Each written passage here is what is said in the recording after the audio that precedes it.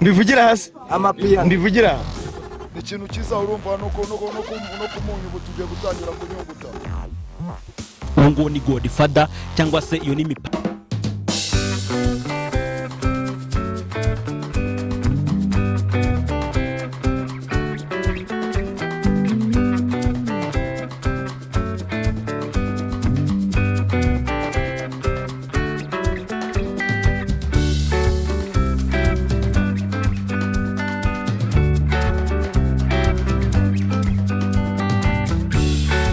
noneho tubazaniye umutangabuhamya ugaragaje neza ko byahereye mu gusenya stage ya Double J na Kiriku kugira ngo babashe kuzihimura kuri Rene mu Burundi. Igitaramo cyarabaye hari abarundi bagera kuri babiri, uwo bita ngo ni Double J ndetse n'undi bita Kiriku. Bageze kuri stage uwo bita Double J yararirimbye, DJ Philipita akajya muzamuriramo indirimbo z'abandi bahanzi.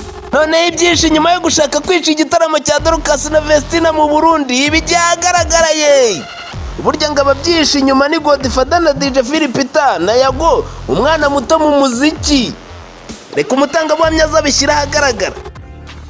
Ifandwa TV, Factory Wandwa Magana TV. Ife yirinze umuhungu akomezanya n'abakobwa be na n'uyu munsi baracyari kumwe, ariko ntanacunga nabi ashobora kuzabazira kubera ko hari benshi cyane babashaka.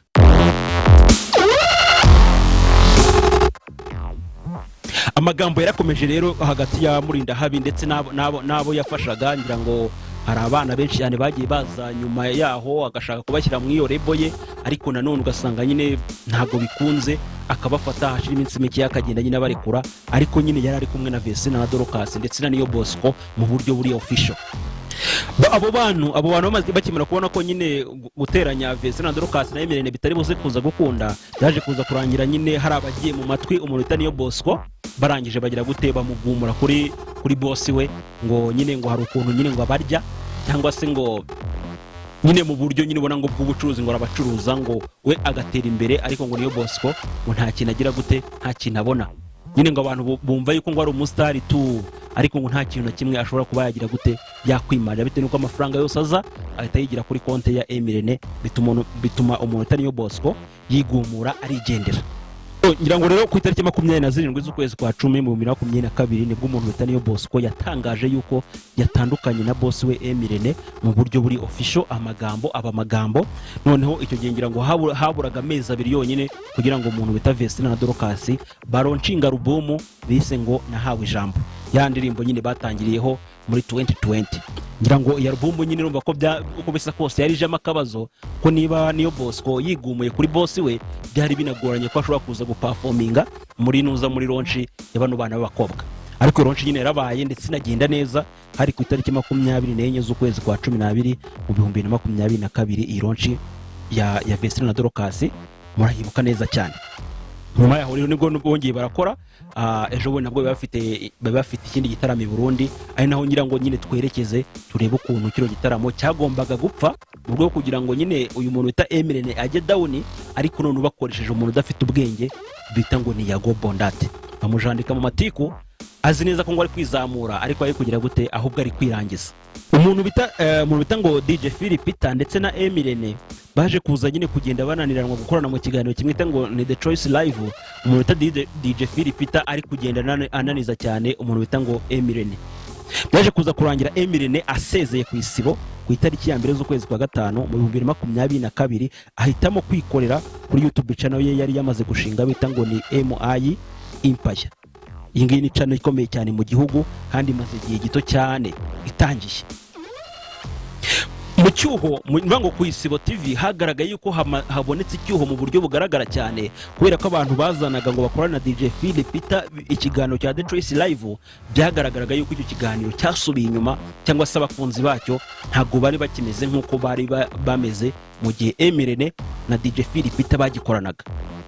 Baje kuza kurangira rero ubuyobozi bukuru bwa Isibo TV bugaruye umuntu bita Emirene mu kwezi kwa gatanu mu 2023.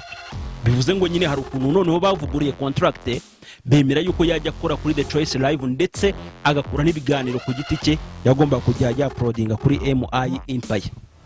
Ntango nyine bwo contract bari bafitanye kera niyo bagiranye ubwo icyo gihe yari itandukanye. Ko buriya akenshi iyo mu boss aje ko kwirebera agufata neza kuruta uko wajya kumushaka ngo mpakazi. Noneho uyu muntu Emirene amaze kugira nyine mu ntuza mwakazi bamugaruye cyane ko yari yagiye nyine ashwanye n'umuntu DJ Philipita ntago yigeze abyishimira. Ariko nyine barakoranaga nyine bya bindi by'akazi nyine bagaseka ariko n'ubundi ubona ko hakirimo akantu ko byagenda kose. Byaje kuza kurangira umuntu bita ngo gite cy'imizi mirefu uyu nguyu ni manager w'umuhanzi bita Eazy ku itariki 12 z'ukwezi kwa gatanu mu 2023 akoze ikiganiro kuri The Choice Live arangije azanira umuti w'isabune umuntu bita ngo ni Emirene nka gift. Niba ngo ni isabune nini y'umweru yazanye nyine kurumva ko ni mu buryo bwa drama cyangwa se bw'amakomedi. Noneho nyine DJ Philip taravuga ati buriya umuntu akenshi bamuha icyo adafite. Iyo nuka hari igihe umuntu agwa gift ya parfum. Impamvu giti azanye isabune nuko yamaze kubona yuko wowe Emirene ntago umesa.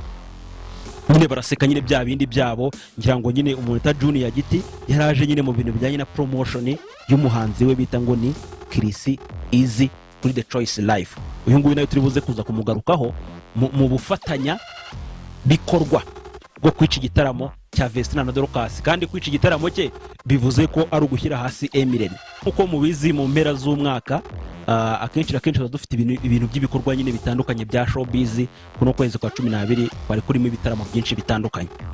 Ngira ngo rero umuntu bitango Vestina na Dorcas ku itariki 24 z'ukwezi kwa 12 mu 2023 bagomba kuba bafite igitaramo i Burundi Bujumbura. Noneho mbere yaho gatoya hari igitaramo cy'umuntu bita Yago cyabanjijwe n'ikindi bita cya Dani nanone. Ngira ngo Vestina na Dorcas bagiye ngira ngo bo bagiye mbere ho gato cyane yuko igitaramo cyabo gitangira. Ngira ngo ku itariki 21 z'ukwezi kwa 12 mu 2023 nibwo bari i Burundi bari kumwe na manager wabo cyangwa se boss wabo Emirene. Ubwo ku itariki 23 z'ukwezi kwa 12 hagombaga kuba habaye igitaramo cya Yago, bugomba gucya haba igitaramo cy'umuntu bita Vestina na Dorcas. Icyo gitaramo cya Yago rero sasa natangiye nkubwira yuko ari cyo cyagombaga down the street with your red lips and funky beat. You better hold your head up to the sky. I'm gonna roll with you till the day I die.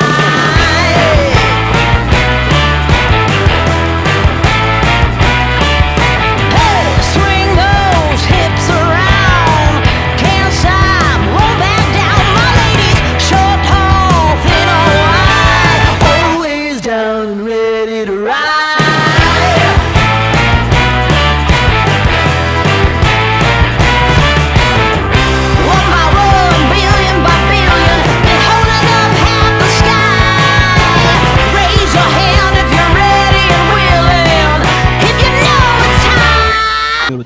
ndetse yakunze kugaragara kenshi cyane ameze nkaho arwanya umuhanzi Bruce Melody.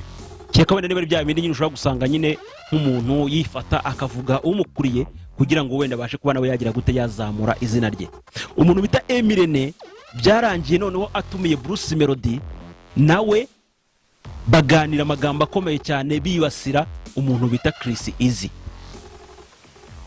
Icyo gihe Bruce Melody yaravuze ngo imbwa zihunguye ivu zirangije nazo zicara ku meza ziratimaza, ariko icyo gihe ba nyiri meza nibagaruka izo mbwa zongera zisubire mu ivu. Imbwa yashaka kuvuga yari Eazy, ndetse ukuntu bari guseka na Emirene cyangwa se ukuntu wumvaga Emirene ari kwitwara muri icyo kiganiro cye na Bruce Melody, wumvaga yuko kuko nawe ashobora kuba ari mu bantu bemera yuko umuntu ta Eazy nta kintu avuze imbere ya Bruce Melody. Eazy nkwibutsa yuko nawe mu gitaramo cya Yago ntago yari arimo, ndetse habura umunsi umwe gusa ngo igitaramo kibe yifashe selfie avuga amatariki ataraya nyayo igitaramo cya Yago. Tuvuge niba uyu munsi mfite igitaramo warangiza ugafata video uvuga ko igitaramo cyanjye kirejo, bivuze ngo ba bantu bankurikira ubu bayobeje. abari biteguye kuza mu gitaramo cyanjye ntago baba bagomba kukizamo ngo bo bavuga ngo bashiduka bavuga bumva ngo igitaramo cyabaye, ahubwo bari biteguye ko bazakizamo ejo. Kandi yari ari kuri afishe, ari mu rutonde rw'abantu bagomba kugira gute, bagomba kuririmba mu gitaramo cya Yago. Byatangiye gute rero? Ngira ngo umuntu bita Godfather yahamagaye umuntu bita Yago, aramubwira ati ndashaka ko igitaramo cyawe tugishyiramo saga, dore umaze iminsi utavugwa, none uvugwe cyane, bizatuma abantu benshi cyane bamenya igitaramo cyawe bakitabire. Aribwo Yago yaturumbukaga araza aravuga ngo DJ Brian ndetse ngo na Jihad ngo nabatinganye. Avuga ko ngo DJ Brian ngo arya amafaranga ya foundation ngo ndetse ngo agasambanya abana afasha. Byarangiye Godfather atumiye DJ Brian ndetse na Jihad intambara. Kandi ngo DJ Brian niwe muntu wagomba kuba yafasha Nuza Yago mu gitaramo ntagire ikibazo na kimwe kivukamo. Yago yabajije Godfather base Brian nitumara twiteranyije niwe mu DJ uzancurangira. Aravuga ati ngenza ahita ngweza DJ Philipita azagucurangira. Ariko nyine bashaka ko DJ Philipita yisanga mu gitaramo cya Yago yarangiza akakica bikaza kuza gutuma bibura uruhererekane mpaka n'iki Burundi kigize gute gipfuye. Yago arabyemera, space arayikora. Amaze kuyikora Godfather ahita atumira DJ Brian ndetse na Jihad baraza bihanangiza umuntu ita Yago. Yago yakunze kugaragara mu matiku cyane, cyangwa se akunda kugaragara nyine asa nkaho ari kuzana ibintu by'inziyenzo kugira ngo igitaramo cye kigire gute kizamuke. Ntabwo yari azi ko ari kugira gute ari kwikururira ikishi.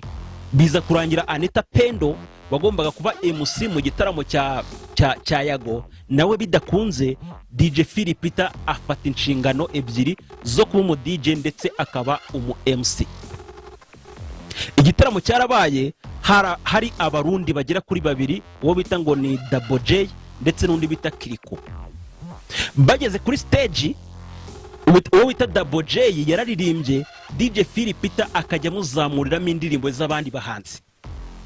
Agafata mikrofone gutya agiye kubwira public mukurikiye, undi akahita avangamo indi miziki y'abandi bantu. Umutipa araraburiza kuri stage kuri rwa rwego udashobora ko watekereza. Yahise anarambika mikrofone hasi arigendera, agenda ataririmbye. Uwo bita Kiriko Akiri niwe waje aravuga ati bino bintu uyu mu DJ akoze bifite icyo bisigura. Ntabwo twaje ngaha kubera amafaranga, ahubwo twe twaje hano kubera urukundo dukunda umuntu bita Yago. Yago nkwibutsa yuko channel yiwe yakurikiranwaga muri East Africa ndetse ni Burundi yari imeze nabe cyane, numwe mu bantu bazamuye Double J ndetse na Kiriko Akiri, ku buryo ineza yabagiriye ko ntago bayibagirwa se nk'abanyarwanda. Baje kumufasha mu gitaramo cye, ariko DJ Philipita yakora ko yamaze kuhakaba ndetse afite misi yo kwica kino gitaramo, ibyo yabakoreye nawe mwarabibonye ntago nakwirwa mbisubiramo. Ubwo bashakaga yuko Kiriko Akiri ndetse na Double J ibyo bakorewe i Kigali ari byo Vestina na Dorcas baza kuza kugira gute gukorerwa i Burundi.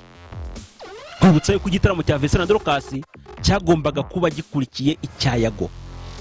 Ibyo bintu byakorewe i Kigali bikozwe na DJ Philipita i Burundi byarashakuje, ariko noneho ntago byabujije Vestina na Dorcas gukora igitaramo cyabo kubera ko Imana bakorera ntago ari bayari. Ndetse cyagenze neza, ibyo batekerezaga yuko ngo ari ukugishyira hasi, ahubwo byarashakuje cyane bituma abantu benshi cyane bakizamo. Ngo ni Godfather, cyangwa se iyo ni mipango ya Godfather uri kuzamura showbiz nyarwanda. Ngo ni washakaga guteranya Bruce Melody na Shaggy, abinyujije ngo ku munyamakuru wa Kiss FM yo muri Amerika, ngo wabaje ngo hushi. Ngira ngo ibyo bintu murabyibuka cyane.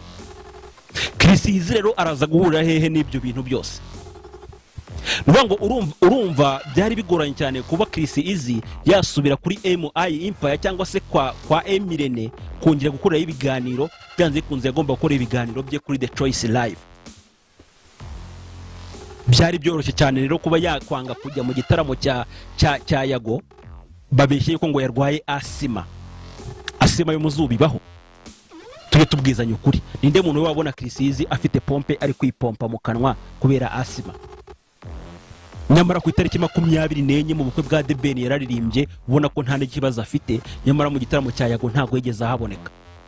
Ariko bikavuga yuko ngo banze kujyayo bitewe nuko ngo kiriya gitaramo cyari kirimo akajagari, cyangwa cyari kirimo ngo abantu b'umwanda nk'abariya ngo banuza ngo ba Inyogoye, bari bazanye ngo umugore yazanye ngo umugore we n'umwana biriya bintu nanjye sinzi ukuntu nabonaga ari nka genzi comedy. Umuntu bita Yago aza gufata ababyeyi be abaraza ijoro ngo ari kubereka ngo abantu wabonaga nyine ari ibintu nawe ubona bidateguye nyine batewe niba ari uko wenda ari album ya mbere akoze.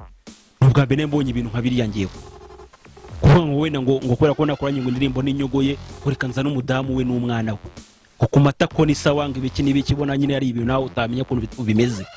None ikintu cyaje kuza gutangaza abantu umuntu ta DJ Philip tanyira avuze ngo umuhanzi ngo yari yandikiwe indirimbo ebyiri zonyine kubera ko ngo igitaramo ngo cyagomba gusoza hakiri kare ngo birangira ngo Double J ngo yanze kuva kuri stage ngo nyine ngo bangomba ko ngiye ngo nza kuza kugira gute kumuvangira kugira ngo ave kuri stage. Hari uburyo bwinshi cyane ushobora gukura umusani kuri stage utamushebeje. Ushobora kugenda umwegera nk'ugiye kumuferesta warangiza ukagira gute ukamwakira, cyangwa se wenda mikrofone ukagira gute ukayimutinga kuri mixer biba byemewe ukayikura ku murongo we yaririmba kumva mikrofone ntiriho. Wenda nabarango ntago bamenye ibyabaye none mu gihe yazayigira DJ wenda ngo bagire gute mikrofone ukamwayimwaka hakaza undi, ariko pana kumuvangira nyine ngo umuzane mwindi miziki. Ariko nyine biriya bintu byakorwaga bari bazi ibyo barimo. Ubwo ibyabaye kuri Double J na Kiriku akiri mu Rwanda bateganyaga yuko bishobora kuza kuba kuri Vestina na Dorcas Burundi Emirene agataha maramasa. So no kuvuga ngo rero nuko uko ibyo mu Rwanda bihagaze, niyo mpamvu nakubwiye ngo nyine biragoranye cyane burya ahantu hari ishyari kugira ngo abantu batere imbere biba bigoranye. Aha showbiz imaze kuba ibindi bintu. Showbiz imaze kuba game. N'umwana w'ejo ukibyutsa umutwe atangiye guhangara ibyamamare.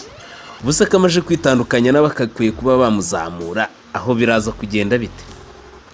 Ntabwo byamubera amahoro habe na gato rwose. Aha reka twumve muri interview noneho yakoranye n'inyarwanda turebe ibyari byo. Umuhungu we ngo ni Bushari we yaje yivugira abahungu. Yafashe minister mwitatu umuhungu afata perezida ati papa. Atari kubwo byagenze gutya natwe tugiye gutangira kuri gata ku munyu.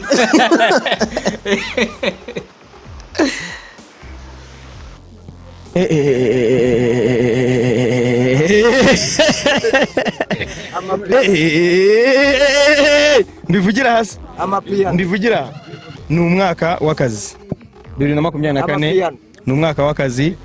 Hari indirimbo nakoze iri kuri album, hari niyo tutaperformance yitwa Tamvapa, ni indirimbo nziza cyane kuri album. Hari niyo tutaperformance yitwa Yago Piano, nje nakoze indirimbo nyita Yago Piano. Nyibatemo cyangwa mbe mbaretse? Nyibatemo cyangwa mbe mbaretse? Nyibatemo cyangwa mbe mbaretse? Bomba clat nade. Ndabatamo. So izo ndirimbo nk'ikibazo rumbajije ni nugukora n'umwaka wo gukora brother.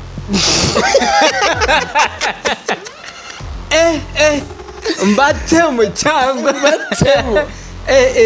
Umuhungu hano hanyuma yaho igitaramo cye kibaye byahazambye bizambijwe na Philipita, noneho atwijeje ko uyu mwaka ugiye kuza ewana agiye kudutamo. Uyu mugabo ariyumva afite igikabyo twajyanga afite album y'indirimbo 400 afite mbatemo. Aha reka turebe Bushari. Uyu munsi yo guverinoma ifashe umwanzuro wo kuvuga ngo reka tugiraho ubuhanzi noneho tuburoketinga. Wumva ari ikintu wakiriye? Ni ikintu cyiza urumva no kumunyu ngo tugiye gutangira kunyunguza. Ni ibintu byiza urumva. Ni ibintu bita bitwereka twebwe nk'abahanzi yuko nta gucika intege never give up. Ifandwa TV Factory